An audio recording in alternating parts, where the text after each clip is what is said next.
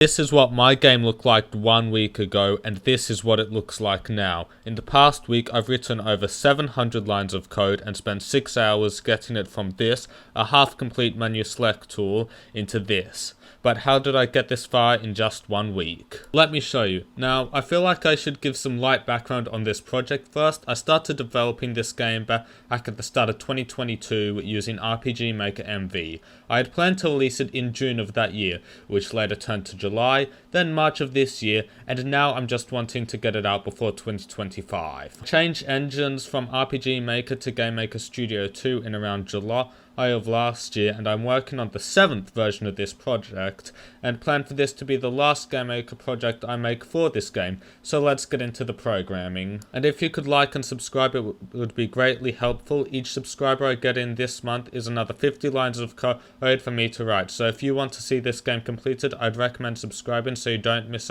any more videos on it. But this is what the project looked like at the start. It's very simple. The only work I'd done on it in the past few weeks was making this line and a couple of lines here and there. So let's begin. First, I made it so when you go through the options, the enemy's attacks are randomly chosen. They're saved to this list here, located in the Battle Manager object. It also saves a couple more things, mainly the speed, physical or magical attack, depending on its physical or magical attack. Each enemy is designed to have one physical attack, one magical attack, and one status attack, meaning it either buffs itself or its party, or debuffs you and your party. Yeah. And the evasion chance. Then it chooses what party member to attack and saves that information to a third list. Now the second day, and if you're wondering why the taskbar changes between Windows 10 and Windows 11, it's because my PC and laptop are on different versions of Windows. I do a lot of coding on my laptop because I'm not always at home, and have OneDrive download the files to my computer to stop anything from breaking. Now onto the coding. I began today by making a visual representation of what enemy you're selected in using this arrow, and the player art is also saved to the attack, stat and target arrays. Now it's time to change up the attack order. I had tried to get speed stat to determine it, but instead I made it so the attack order is randomly chosen, meaning that the speed stat is useless. It then writes the new attack order here, so that's it, right? No. If you look closely here, you'll notice that the attacks don't line up properly. This is because these attacks are randomized in each frame, meaning these are not the correct attacks, but that seems more like a problem for tomorrow. And would you look at that, it's tomorrow. I started by fixing that issue with the slimes, and I had 3 separate solutions for this. The first is that I don't have the same enemy reappear in battles, which is easy but also boring, not to mention if I wanted to do special bosses later, it'll be a huge pain to get them to work. The second option was to have multiple objects for each enemy, so there would be slime 1, slime 2 and slime 3.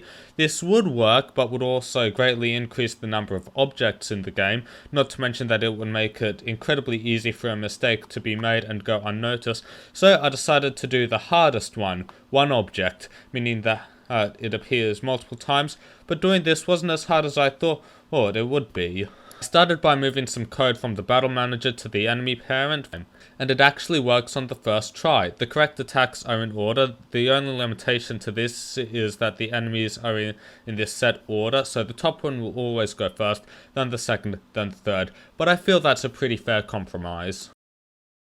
Today was pretty light in terms of work done. I mainly finished the dealing of damage, which stumped me for far longer than I'd like to admit, but now you both deal damage and receive damage. I also implemented this delay between attacks, which makes it much easier for me to see when things go wrong without having to enter debug mode. I also began working on the attacking part, and by began, I mean writing 1 line of incomplete code that will be done tomorrow. So I ended up not doing that because I wasn't able to start working on the game until 11 PM. I was mentally exhausted, so I tried to do some light stuff, but then had a huge realization that will save me so much time and effort when finishing this battle system to create the enemies. I make the Battle Manager create them, but I use a variable to do this so I can change a few variables when creating them. I can use this variable to set the variables of that instance even after it's been created. Guess what? I did the movement thing. Although it's still not complete, for example, he should not be going that far, I figured out the root of the problem. This is setting the speed to the distance from the Battle Manager to the slime, and not from the party member to the slime. But I'll get that figured out tomorrow. I also wrote down a list of the different attacks and abilities that each party member has. You choose 3 different attacks for the farmer, which each unlocks at different stages of the game. The soldier has fire attacks, the traveler has ice, the thief has earth, musician has wind, wheel guard has lightning, the chef has healing and damage decreasing buffs, and the mercenary has physical and damage increasing buffs. Then the wizard's apprentice lets you choose 2 different magic attacks, then magic attack boosting skills. Obviously, none of them have a sprite except the farmer, and that's barely even finished, and each one has 1 buff or debuff and special attack that gets unlocked later in the game. But first, I need to finish making this battle system, so on to the final day. And would you look at that, the 7th day. I'm pretty happy with what I was able to get done so far, so let's finish this week off. I began by writing some basic frameworks for setting the stats for each party member, along with their level and how much XP they have. I then fixed up the code for moving the party members to the enemies and accidentally made this, which I feel looks super cool, but I'll have to wait until I implement the running animation and attack animation before I decide whether or not to keep it. I then figured out where I was going wrong with killing the enemies, and wrote in the code for the enemies to move from their starting positions to the party member that they attack, then retreat. And I added in something really important. The enemy skips its turn when it's dead, so there's no more waiting for the slimes to attack. Yeah, this is only 30 minutes of work. I'm not sure how I've been able to do so according to today, but I'm not complaining. I then spent the rest of the day getting the new rotate system to work, and it works a lot better than the old one in the last version, and the system is now about 30 to 40% complete, at least I'd say. And that's what 1 week of game development looks like. I'll also be making fewer shorts over the next few weeks to get longer videos out. I've got 2 in the works, each based off of a short or shorts. The game is also half up on Steam. It's still under the old name Times Crest for all the marketing materials, but the name is Tempest Island, so if you search it up, it'll appear at the top. And I'd also recommend you wishlist it so something good may or may not happen. I don't know. And don't forget to subscribe so you don't miss out on any future devlogs, and I'll see you guys later.